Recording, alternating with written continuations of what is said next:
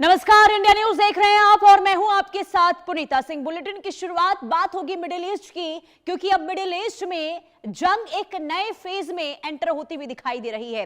अब अमेरिका की ओर से ग्राउंड ऑपरेशन की तैयारी भी शुरू हो चुकी है।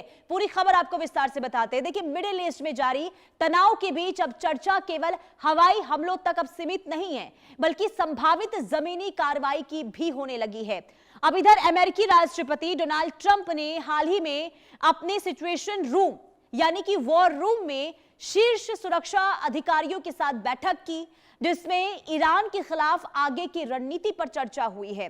रिपोर्ट्स की माने तो अमेरिका ईरान पर दबाव बढ़ाने के लिए अपने सैन्य विकल्पों का दायरा भी लगातार अब बढ़ा रहा है। दूसरी तरफ अब ये कहा जा रहा है कि बहुत जल्द अमेरिका की ओर से जो है सैन्य कार्रवाई जो है वो देखने को मिलेगी जमीनी स्तर पर। हाल के दिनों में देखिए, अमेरिकी हमले ईरान के कई सैन्य और रणनीतिक ठिकानों तक पहुंचे हैं। वहीं ट्रंप प्रशासन की ओर से ये संकेत भी दिए गए कि जरूरत पड़ने पर और कड़े कदम उठाए जा सकते हैं। वहीं कुछ रिपोर्टों में ईरान के पिकेक्स माउंटेन जैसे हाई सिक्योरिटी परमाणु ठिकानों का भी जिक्र किया गया है। इसके अलावा दूसरी तरफ ईरान भी पीछे हटने के मूड में फिलहाल नहीं दिख रहा है। ईरानी नेतृत्व और सैन्य प्रतिष्ठान लगातार पलटवार इस वक्त करने की चेतावनी दे रहे हैं। क्षेत्र में अमेरिकी ठिकानों, समुद्री मार्गों और सहयोगी देशों पर खतरा बढ़ने की अब आशंका जताई जा रही है।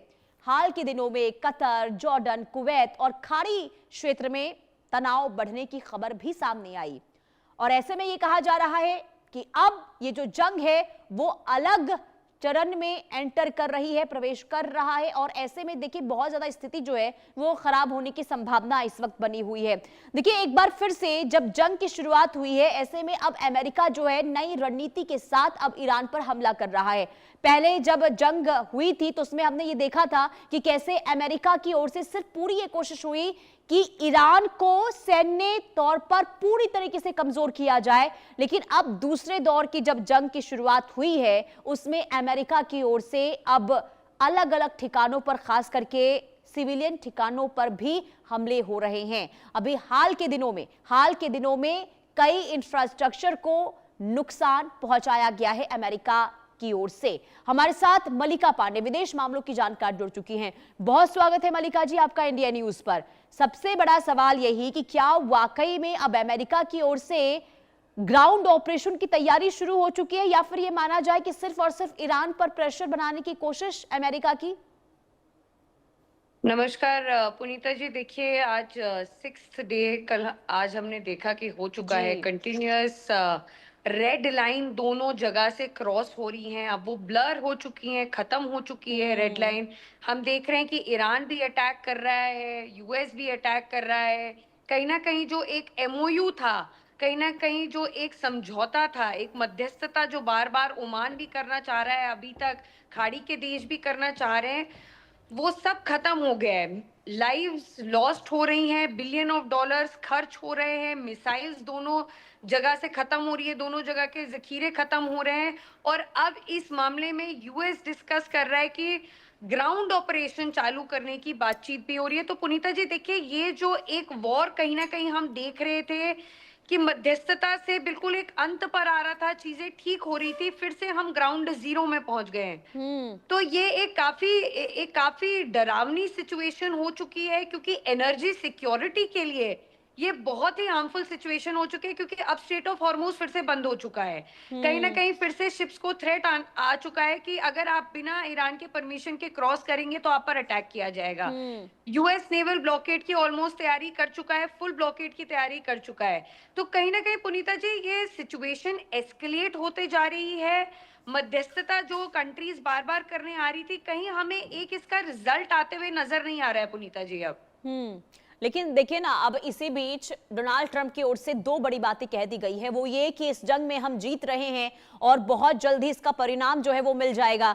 और उन्होंने ये भी कह दिया है कि जैसे हम वेनेजुला को जीते हैं वैसे अब ईरान को भी जीत जाएंगे। तो ये जो अलग अलग, क्योंकि देखिए ऐसे बयान पहली बार तो सामने नहीं आए डोनाल्ड ट्रंप के, लेकिन अब जब दूसरे दौर की जंग की शुरुआत हुई है और ऐसे में एक बार फिर से जीत का दावा डोनाल्ड ट्रंप कर रहे हैं, तो आखिर इन दावों में क्या कितनी सच्चाई नजर आ रही है? क्या वाकई में अमेरिका जीत की कगार पर है? क्या वाकई में, क्योंकि देखिए ये तो तय है कि जो हमले हुए हैं उसमें ईरान को भारी नुकसान पहुंचा है, लेकिन क्या वाकई में इतनी जल्दी जब जीत का दावा डोनाल्ड ट्रंप कर रहे हैं तो जीत की संभावना वाकई में बन रही है क्या अमेरिका की?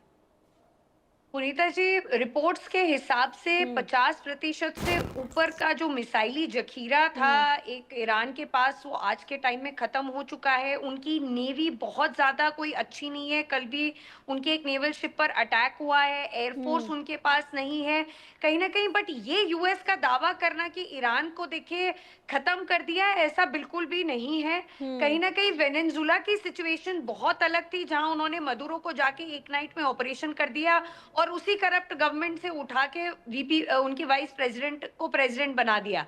तो देखिए वेनेजुला का सिचुएशन बहुत अलग है। बट यहाँ पर ईरान आईआरजीसी एक हाइड्रा की तरह है। आप एक का सर काटते हैं तो दूसरा सर उगाता है। आप आईआरजीसी सुप्रीम लीडर जितनों को भी इन्होंने टारगेट्स बनाए, सिक्योरिटी एडवाइजर्स, सबको धड़ल्ले से यूएस ने एलिमिनेट करने की कोशिश की है। बट कहीं ना कहीं हमने देखा कि उसका बहुत असर फाइटिंग में नजर नहीं आया। ईरान आज भी मुंह तोड़ जवाब दे रहा है। ईरान को ये कमी बिल्कुल भी कहीं नजर नहीं आई कि 28 फरवरी को उसके सुप्रीम लीडर को एलिमिनेट कर दिया गया, अप्रैल में उसके एनएसए को एलिमिनेट कर दिया गया, उसके टॉप कमांडर्स को एलिमिनेट कर दिया गया, क्योंकि काफी अच्छे से इनके रोल्स डिवाइडेड हैं। इनके 3-4 इनफैक्ट सक्सेसर इन्होंने पहले से डिसाइड कर रखे हैं कि अगर ये एलिमिनेट होगा तो ये काफी प्री प्लान्ड वे से चल रहे हैं। और ईरान के लिए सर्वाइवल की लड़ाई है। पुनीता जी देखिए, 10 साल तक ईरान और इराक वॉर चली थी। इराक बैक्ड था यूएस से, तब भी ईरान नहीं झुका था। कहीं ना कहीं केमिकल वेपन्स छोड़े गए, उस पर बहुत प्रेशर लगाया गया, तब भी ईरान नहीं झुका। और आज तो अब ईरान के लिए ये वर्चस्व की लड़ाई है, ये उसके सर्वाइवल की लड़ाई है। तो कहीं ना कहीं ईरान इसमें अडिग रहेगा और आखिरी दम तक लड़ेगा, क्योंकि आईआरजीसी के जितने भी मैंने अभी तक एनालिसिस किया है, जो भी उनके शुरुआत से लेके अब तक उनके एक कमेंट्स आए हैं या सोशल मीडिया में हम देख रहे हैं ट्वीट्स आए हैं, ट्रम्प के तो बदलते हुए बयान दिखे हैं हमें। 40 बार से ऊपर हमने देखा कि ट्रम्प अपने बयान बदलते हैं। मंडे को वो इजराइल को सपोर्ट करते हैं, तो ट्यूसडे को हमें पता चलता है कि इजराइल के खिलाफ वो चेतावनी दे रहे हैं, मोसाद के खिलाफ वो चेतावनी दे रहे हैं ईरानियन डेलीगेशन को। हमने साफ साफ एक एग्जाम्पल देखा जो मैं हाईलाइट करना चाहूंगी। जब ईरान के डेलीगेशन, जब अराक्ची और उनके पार्लियामेंट्री स्पीकर दोनों वापस लौट रहे थे इस्लामाबाद टॉक्स के बाद अप्रैल 12 को, तो वहीं पर यूएस ने उनको चेतावनी दी कि भाई मोसाद आपके ऊपर अटैक कर देगा। अभी बीच में हाल ही में फिर उन्होंने चेतावनी दी थी ईरानियन डेलीगेशन को। तो ट्रम्प के जो बदलते हुए बयान और यूएस के जो बदलते हुए हम चेहरा देख रहे हैं, तो ट्रम्प तो आज के टाइम में कंटेंट क्रिएटर हैं। देखिए, हर सुबह हम उठते हैं तो वो बोलते हैं अब ईरान के साथ डील हो रही है, फिर वो बोलते हैं नहीं हम एस्केलेट कर रहे हैं, फिर वो बोलते हैं हम स्टोनेज में पहुंचा देंगे, हम सिविलाइजेशन खत्म कर देंगे, फिर वो बहाना बनाते हैं कि ईरान के लोगों के साथ में खड़ा हूं। तो कहीं ना कहीं उनके ये बदलते हुए बयान है, या बिजनेस के लिए वो ये सब कर रहे हैं, मार्केट को कभी स्टेबल करने के लिए करते हैं, कभी अनस्टेबल करने के लिए करते हैं, और उनके सहयोगियों को उनसे फायदा पहुंच रहा है। तो पुनीता जी, उन्होंने जियोपॉलिटिकल एक सर्कस बना के रख दिया है आजकल। नहीं, लेकिन अब जो हमले हो रहे हैं मल्लिका पांडे जी, क्योंकि इससे पहले जब अब युद्ध हो रहा था तो उसमें हमने देखा था कि अमेरिका की ये रणनीति थी कि सैन्य तौर पर ईरान को कमजोर किया जाए, लेकिन अभी देखिए एयरपोर्ट पर हमले हुए और जो पुल हैं, जो इंफ्रास्ट्रक्चर है, पब्लिक इंफ्रास्ट्रक्चर हैं, उन पर भी हमले किए जा रहे हैं। और दूसरी तरफ हम देख रहे हैं कि कैसे वॉर रूम में बैठक हो रही है लगातार। अब ये प्लानिंग कि कैसे जमीनी स्तर पर जो है कार्रवाई करनी चाहिए। तो क्या ये माना जाए कि पूरी रणनीति अब अमेरिका ने बदल दी है ताकि ईरान को झुका लिया जाए? बिल्कुल पुनीता जी, 100% ये एकदम सच है, क्योंकि कहीं ना कहीं अमेरिका ने अपने बिलियन ऑफ डॉलर्स इसमें यूज कर लिए हैं। काफी बिलियन ऑफ डॉलर्स उन्होंने, आप देखिए जितने भी उनके एयर बेसिस थे उस पर ईरान कंटिन्यूसली अटैक किए जा रहा है खाड़ी के देशों में, तो उनको बहुत भारी नुकसान पहुंच रहा है। और अब अमेरिका के पास कोई और ऑप्शन नहीं बच रहा है बिसाइड ग्राउंड इन्वेजन के लिए। बट वो भी बहुत डिफिकल्ट होने वाला है उनके लिए, कोई बहुत आसान नहीं होने वाला है, क्योंकि आईआरजीसी एक बहुत ही हाईली ट्रेन्ड और हाईली स्किल्ड आर्मी है ईरान की, और अमेरिका के लिए ये एक बहुत बड़ी मुश्किल होने वाली है कि कैसे वो ग्राउंड डिवीजन करेंगे, कितने खाड़ी के देश उस ग्राउंड डिवीजन में उनकी मदद करेंगे, क्योंकि नेटो ने तो अपना पल्ला झाड़ लिया है इसमें। नेटो कहीं से कहीं तक अमेरिका को मदद करने के लिए तैयार नहीं है। यूएस की जो कांग्रेस है वो भी ट्रंप के खिलाफ जा चुकी है। Vote out mid term election sir पर है, तो कहीं ना कहीं हम देख रहे हैं रिपब्लिकन्स भी इस ग्राउंड डिवीजन के अगेंस्ट हैं, बट ट्रंप किसी की बात नहीं मान रहे हैं और उनको लग रहा है कि अब एक ग्राउंड इन्वेजन ही इसका एकमात्र सहारा है, क्योंकि कई महीनों से वो ट्राई कर रहे हैं मिसाइल छोड़ने की, और अब उन्होंने जैसे नहीं, अब आपने तो बहुत देखिए सही ना, अब बताया। तो ये भी कहा जा रहा है कि जो परमाणु ठिकाने हैं वहां पर अमेरिका हमला करेगा ईरान के अंदर जाकर। तो क्या वाकई में ऐसी संभावना बन पाएगी, क्योंकि जो ठिकाना सबसे ज्यादा सुरक्षित बताया जा रहा है ईरान का, उन जगहों पर क्या वाकई में अमेरिका की रणनीति समझ आ रही है कि अंदर घुसकर ईरान के अंदर हमले करता हुआ दिखाई देगा?